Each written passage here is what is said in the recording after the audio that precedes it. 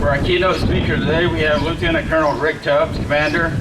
I think last year or back in '03, I had a wing commander, a lady, I think she was a major or colonel, and I introduced her as a captain. And I don't know if you like that or not. Yeah, well, get paid. Well, here's a few things about Lieutenant Colonel Tubbs. Lieutenant Rick Tubbs is a Lieutenant Colonel and 22-year veteran in the U.S. Air Force Reserve, serving in both Iraq and Afghanistan wars as the commander of his C-17 squadron and again at Pacific Command headquarters. Rick balanced overcommitted multi-billion-dollar military budgets. Rick is also a United Airlines pilot. He has been married to his college sweetheart, Christy. Is that right? Yeah. Is that, you gonna stick that story? All right. For over 22 years they've been married. Today's their anniversary. What's that? I can see a kiss or something. All right, get a room.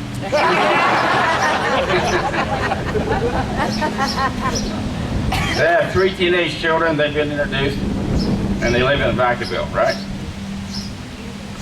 Well, with that note, Lieutenant Colonel Rick Tubbs, the keynote speaker.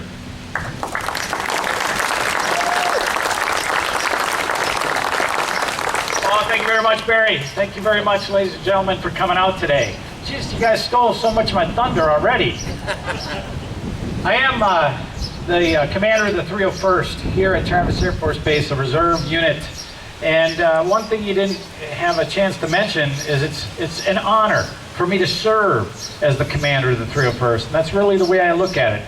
It is the best job I've ever had in my 23 years in the Air Force, and I look forward to doing it every day, leading and serving the men and women of your great armed services that we're here to celebrate today. And that all started 23 years and 2 days ago when I was commissioned as a second lieutenant.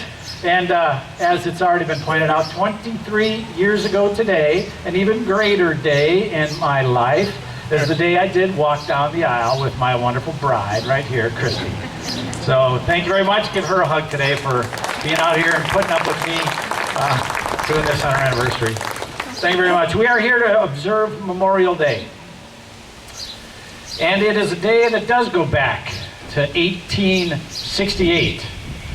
A day that General Logan, in his order number 11, established for us to remember the brave sailors, soldiers, and Marines that died for our country during the Civil War. In the last 145 years, we have kept this tradition to remember all the men and women that have died in all the wars and everything else we do protecting this great land of liberty. Many of us here today have lost friends and family wearing the uniform, doing what we do to protect America. And I have lost two of my dear friends, Captain David A. Wyatt and Captain William Mike Alston. Both men doing their duty, serving their country. Both men newlyweds. David A. was expecting his daughter when he died, and Mike Alston had a boy less than 2 years old. Both men died in training accidents. And these are just two stories among the millions of stories that we share about our loved ones that have given their life. I am here to tell you today, ladies and gentlemen, that their sacrifice, your sacrifice, was not in vain. Thanks. Your friends, your sons and daughters, your moms and dads, your wives, your husbands, your brothers and sisters, they did not die in vain, no matter where, no matter when, no matter how they gave their lives in defense of this country, in defense of our freedom, Because, my compatriots, today, as much as it was true in 1868, America is worth it.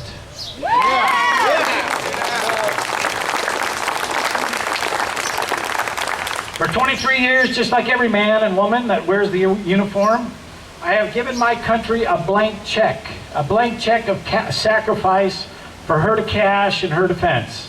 And that check is good all the way up to and including my life. And it's not just payable by those wearing the uniform. It really is payable by their families, the wives and husbands that stay at home to care for their families alone, by the children who give up time with their mom and dad because of the demands of the uniform, whether it's the Christmases, the birthdays, or just the days out at the park on game day. What they've given up in service of our country. And as I continue to wear my uniform, as I continue to leave that blank check on the table for my country to cash, and now as a commander who cashes that check for 90 of the best men and women this country has to offer in my squadron, the 301st. I can only do this knowing in my heart and in my mind that every bit of the sacrifice we give is still worth it. And I can tell you why in so many ways. I could spend your entire morning, your afternoon, and all of next week telling you why it's still worth it. But I will only give you a few examples this morning so you can enjoy the rest of this great day. But let me tell you why I know it's still worth it. Yesterday, as I'm reading in the paper, how nearly 100 people were killed by their evil dictator, desperately trying to hold on to his power. 32 of those 100 people were under the age of 10. And what did those people want? They yearned, they desired for the freedom you and I have.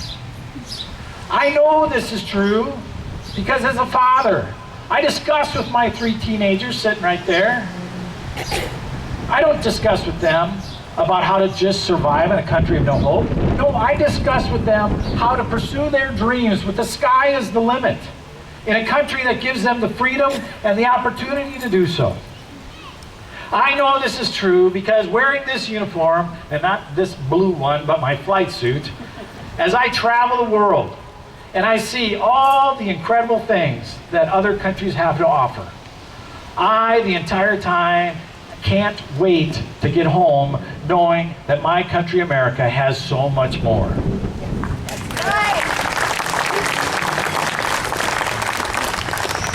Now, today I want to give you something. How many Vietnam veterans in the audience today? Please raise your hand high and proud.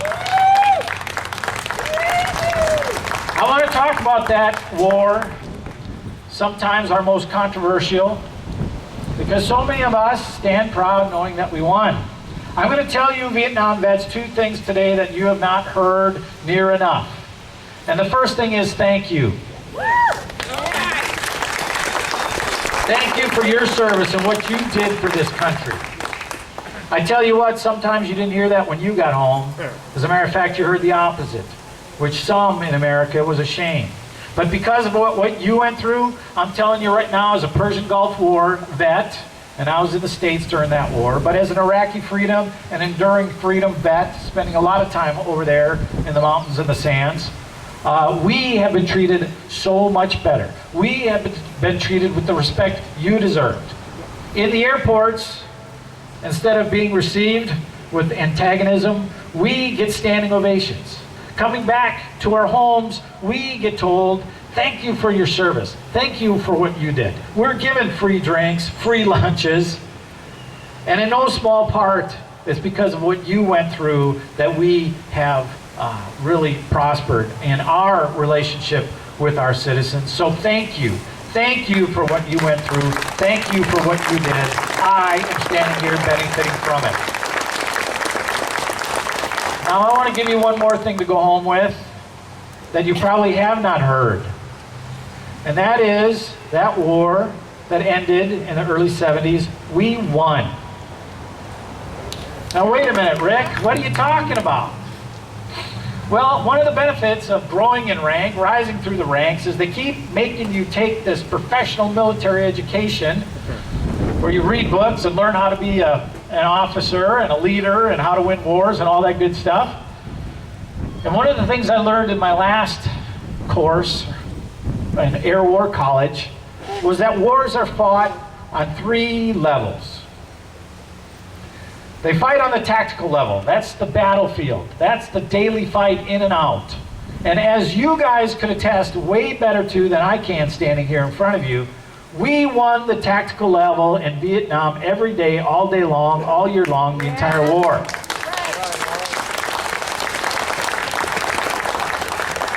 Whether it was the daily battles, the skirmishes over hills we'll never know the name of, the Tet Offensive, which some thought was an enemy victory, no. We beat them back. We crushed them. Whether it was the Easter Offensive in '71, again, one where we won at the tactical level all day long. Linebackers, Operations Linebacker 1 and 2, driving the enemy to the negotiating table. We won. 58,000 men and some women lost their lives as we honor them today in that war. And every one of them a tragedy, every one of them a loss. And I use these numbers not to gloat, not any joy taken in these numbers, and to say that every enemy loss was also a tragedy and a sacrifice. But 1.1 million of our enemy died in their effort. So just by that measurement alone, you can see that we won the tactical level. And no doubt about it, America is up 1-0 in that war. Now, the next level that we fight wars on is the operational level, the regional level. Southeast Asia, Vietnam, Laos, Cambodia. Yeah, we left in March of 1973. Yeah, South Vietnam fell. Saigon fell on April 30th, 1975. And in the sad fact, the operational level on that day, we lost. We lost the regional fight to keep hope and freedom alive in South Vietnam when the communists took over. No doubt about it. Now it is 1-1. But something that we did not think about in March, April of 1975 was the strategic level, the third level that we fight all wars on. And that is the greater thing that we are trying to win. World War II, it was easy. The complete annihilation of Germany and Japan for unconditional surrender. That was the strategic level. The war we fought in Vietnam was part of the strategic war against the horrible and failed ideas being pushed by the Soviet Union of communism that they wanted to spread across the world. And they saw their chance in Vietnam to spread it in Southeast Asia, and they pushed it. And we pushed back. It was part of the strategic war to defend our freedom, and that of the world's for that matter. And on November 9th, 1989, when the Berlin Wall fell, that is when we won the strategic war. Now it's 2-1, America wins.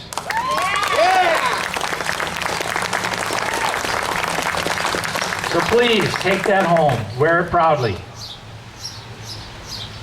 So as I finish up today, my point is simply this.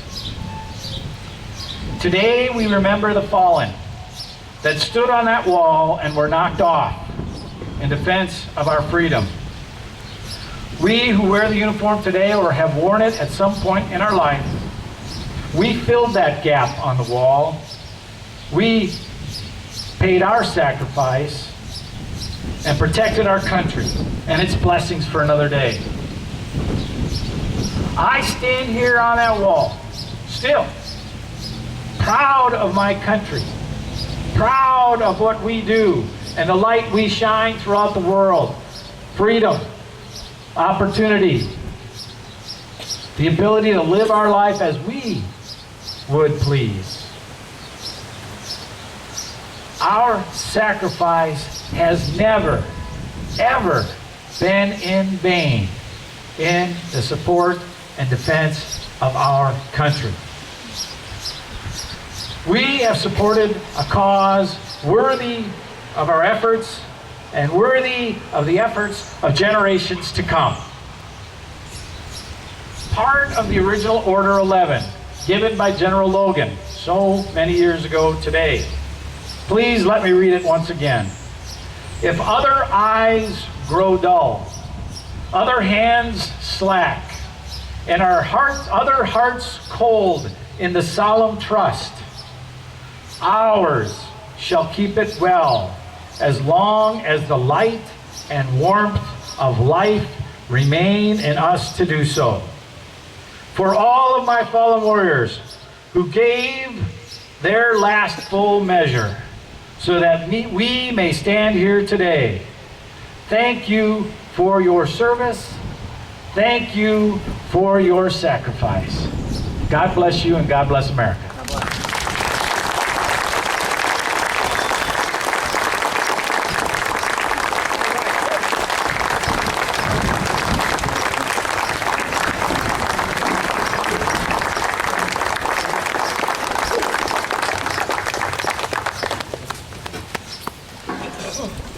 That was a very powerful speech. You did a really good job on that one.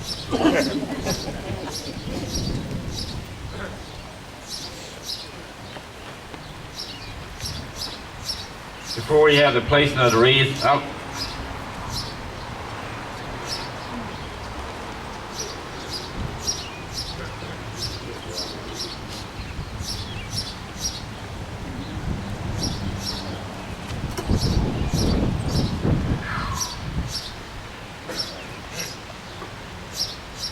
I would just like to thank everybody for coming today. I see a lot of veterans out there. There's a lot of stories that they can tell you. I'm sure we have World War II, Korea and Vietnam, Afghanistan, Iraq out there. I just can't thank you guys enough for the sacrifice you've done for us.